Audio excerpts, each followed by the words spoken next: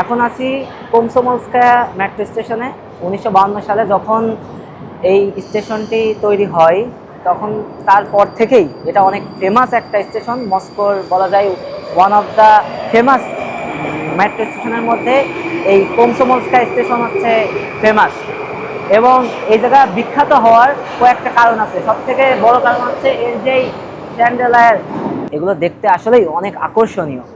এবং সেই সাথে এখানে তারা তাদের কিছু এই যে সিলিং আর্ট করেছে, সিলিং আর্ট করে সেই সোভিয়েত ইরার সময়কালের একটা ভাইব তারা তুলে ধরেছে।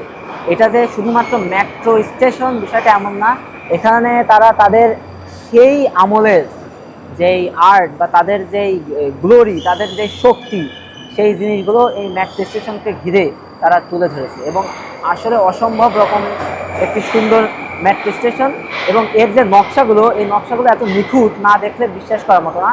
আপনি যদি খালি চোখে না দেখেন তাহলে নকশাগুলো ফিল করা যাবে না, কারণ ক্যামেরায় আমরা মানে যতদূর দেখা যাচ্ছে ক্যামেরা এবং বাস্তবের ভিতরে অনেক পার্থক্য মনে আছে, ডিটেইলিংগুলো লক্ষ্য করা যাচ্ছে না।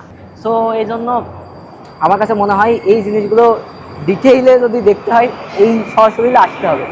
এবং এখানে আসলে মনে হয় যে আমি যে একটা মেট্রো স্টেশনের ভিতরে আছি এমন না, মনে হচ্ছে যে কোনো একটা মিউজিয়াম বা কোনো একটা রাজপ্রাসাদ বা কোনো একটা প্যালেস, মানে এমন একটা ফিল দিচ্ছে যে আমি এবারে সেই পুরানো সোভিয়েত ইরার কোথাও যেন একটা হারিয়ে গিয়েছি।